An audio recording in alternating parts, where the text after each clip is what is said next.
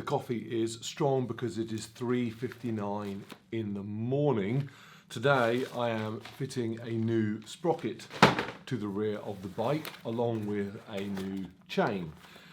I am using a lightweight on the trail Motion Pro chain braking tool, and I'll be trying out a Motion Pro in the workshop because it's a bit heavier chain riveting tool.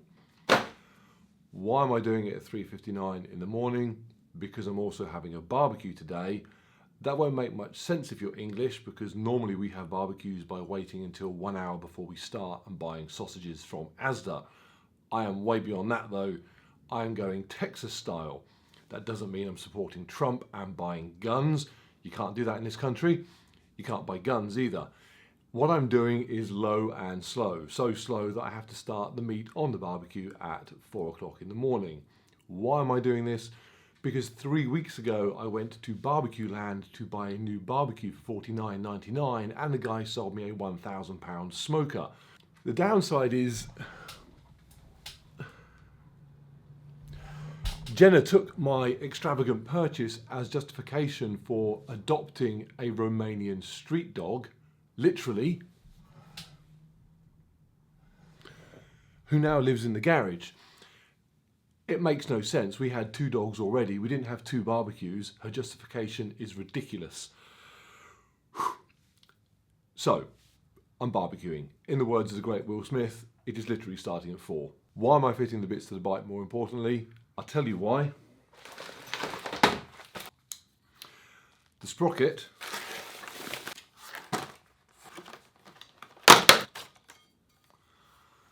is blue.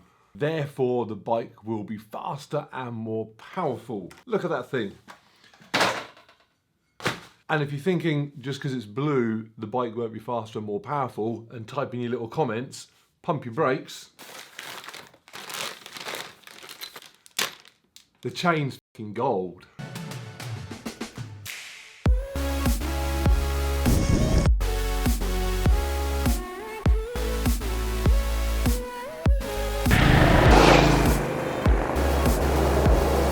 The barbecue is lit and the meat is on. The brisket alone weighed more than the little dog. He was equal parts hungry and terrified, I think. What's going on here is that I am replacing the 46 tooth standard sprocket with a 48 tooth larger sprocket. The idea being that, much like changing to a larger cog on the back of a mountain bike, for any given engine speed, the bike will be going slower. That means I'll lose some top end. It doesn't matter, the bike is plenty quick enough on the road when I need to go on the road. Where it will be more useful is on the tight technical trail sections where I'm currently jumping between first and second gear, maybe using a lot of clutch to avoid stalling. I better run at higher revs, use second gear, maybe third gear more often on those tight technical sections. I hope we'll go for a ride later and see if that does the job. The other way of achieving it, of course, would be to go to a smaller cog on the front. I've been told there are 2 reasons why that might not be such a good idea. The smaller front sprocket means the chain has to go around a smaller diameter cog, and that can put the chain under stress. So I'm told. I'm also told it doesn't come in blue, so it's a complete non-starter. Next step is to give this a clean up because it is disgusting. Get the old sprocket off, get the new sprocket on.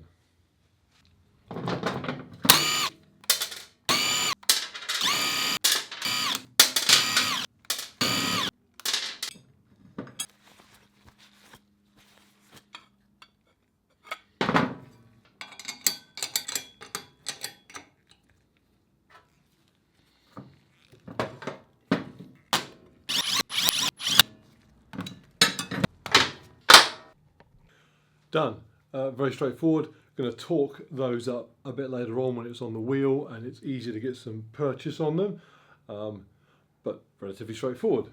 On to the chain. Chain is the interesting bit. Not done a change of chain on a motorbike since 1999 on my R1, 20 years ago. Can't recall how I did it at the time, so this is basically a beginner's attempt. If you are thinking, can I change my own chain if I manage to do this successfully? The answer is yes, you can. If this fails or I go for a ride and it falls off, then you probably shouldn't do it yourself. The Motion Pro lightweight trail tool. I bought this and have never carried it around because I don't know how to use it. The idea is that this can be used to break a chain. It cannot rivet it back together though, so it's just for getting the broken chain on a trail off, at which point you would then use a split link. There are 3 ways to approach this. Read the instructions, watch a YouTube video, or just dive in and have a go. I'm going to just dive in. If that fails, I'll watch a video, and in the unlikely event that both of those fail, I might actually read the instructions. Okay, so this is the kit, and I think this could be a bit easier than I thought. We don't need these bits for breaking the chain, we just need this piece here. We have only 2 adjustments. The outer nut here adjusts the pin, which is going to be used to push the pin on the chain out, and the inner nut here adjusts the whole barrel so that our chain fits neatly in.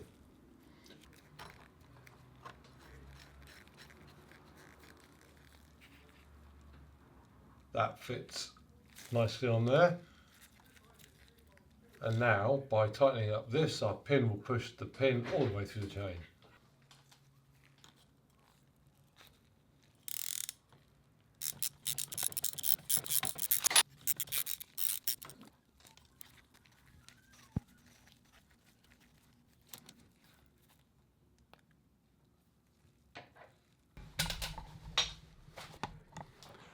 How easy was that? This little gadget works very well indeed. If I'd broken the chain out on the trail and had to get a link out, that would do the job just fine. So, 10 out of 10 for that. Next step is to take the old chain out.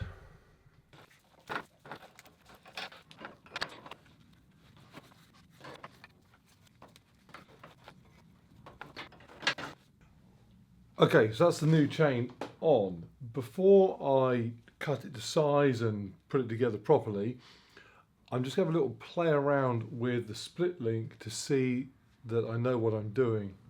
The idea here was that I was going to practice using a split link.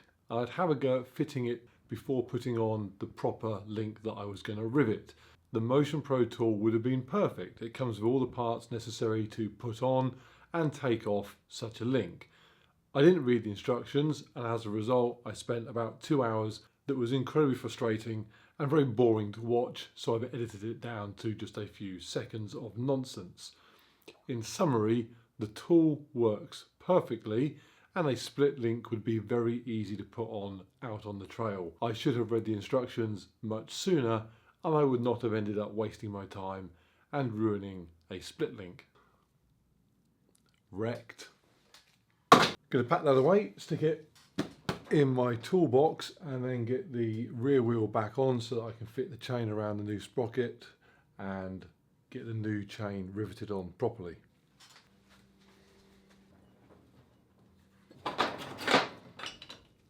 So the next step is to work out how long the chain needs to be. If I use all the links in the chain, it is way too loose, even if I move the wheel right back as far as it will go.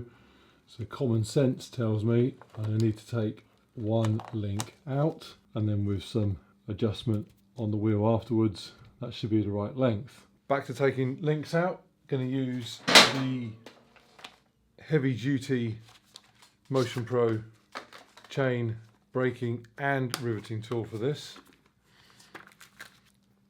Certainly a more substantial bit of kit than the trail version. And quite conveniently, the small block here that allows you to either break, press or rivet actually locks in place so that bits aren't falling out as you're using it. So going to use this to take the link out that we don't need.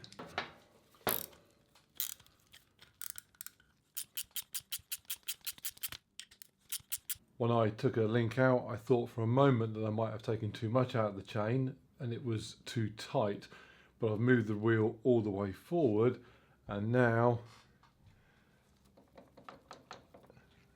it doesn't look too bad. So the last step is to put the master link, which I'm going to rivet in to hold the new chain together. So for installing the final link and riveting it, the Motion Pro tool appears to be incredibly self-explanatory and simple. All the bits lock into place nice and neatly, and the instructions are pretty comprehensive. Little colour pictures and everything. Although it does say it is recommended this procedure is done by an experienced trained mechanic, blah blah blah blah blah, improper assembly, blah blah blah, great bodily injury or death. A little bit dramatic. Here is our link, a couple of O-rings on the back.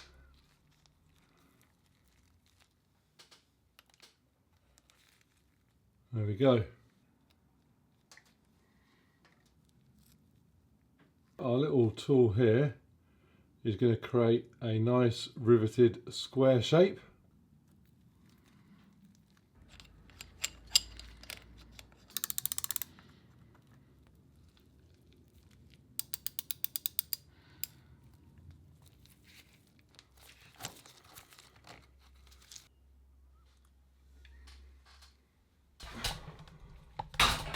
I think it's done. That link and the rivets on it look pretty much identical to all the others. In fact, I lost it for a moment, couldn't even see which one it was.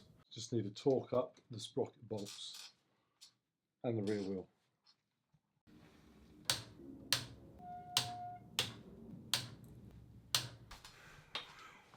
Done.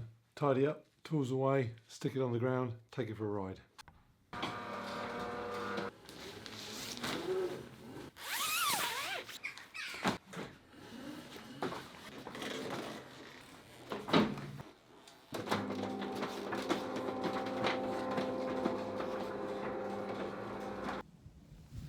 It works. Nothing fell off. Everything is fine. Very pleased with that. The tyres, the new Motos tyres, wander all over the road when they're new, but that's to be expected, so no problems there. The sprocket and chain are still attached to the bike, which is exactly what I was hoping for. It's a bit too early to tell how useful that new sprocket's going to be. Need to get out on the trail properly, really, and try it on some technical stuff. What I can tell already is that, particularly in second gear, the bike will poodle along nice and gently, maybe 10 miles an hour, no need to go anywhere near the clutch to avoid it stalling, and yet still have plenty of go when needed. It's the point where previously I'd have either been slipping the clutch or thinking about going down to first gear on technical stuff. So hopefully that's going to translate well to the trail. It also wants to lift the front wheel in second, third, fourth gear, which it always wanted to do anyway. It wants to do it even more now, so that's no bad thing. Yeah. In summary, very pleased with it. Gonna get it back home, put it away, finish that barbecue. That was yesterday, this is today, 24 hours later, and a lot can happen in 24 hours. I know what you're thinking already. Yes, the barbecue was amazing, delicious. More important though, and not amazing at all, my Motion Pro trail tool for chain braking snapped, which is not ideal and not what's supposed to happen. I was using it this morning to remove a couple of links from my old chain, the thinking being that I would use those bits of link to carry with me for repairs on the trail, and pushing the pin out snapped this device. Not a huge amount of pressure being applied at the time either. You can only apply so much pressure. It's got a little tiny handle. It's not as though you can get massive leverage on it, but it's so lightweight that it broke in half, which is annoying. Now, I went back and read the instructions properly, really properly. It does not mention on here that you should file off or do anything at all to a riveted pin before pushing it out. You're supposed to be able to just push it straight out. Now, people online have told me that's not the case. They always file off the head of the rivet first because it puts too much pressure on the tool. Clearly it does. That's not made clear by Motion Pro though, and the solution on the trail doesn't appear to be obvious either. Some people are saying take a Dremel multi-tool with you, file the rivet off, then you can push the pin out. If my option is carry the heavy duty tool that works fine, or carry the lightweight tool that has already broken once plus a power tool, I'm just going to carry this. I could replace that. I'm not going to bother. It's too expensive and it's already broken once. Done with that. Going to carry this. Am I going to carry this? To be honest, probably not. It is a heavy weight. I like it and it works brilliantly, but it's a bit much for carrying unless I'm on a multi-day trip and I'm somewhere, maybe a country or a place where getting to a workshop would be hard to do otherwise. So if I need every possible tool, I'll carry this. If I'm doing single day trips in the UK or I'm somewhere like France or Spain where I know it's easy to get to a workshop in the event of a problem, I probably would carry nothing.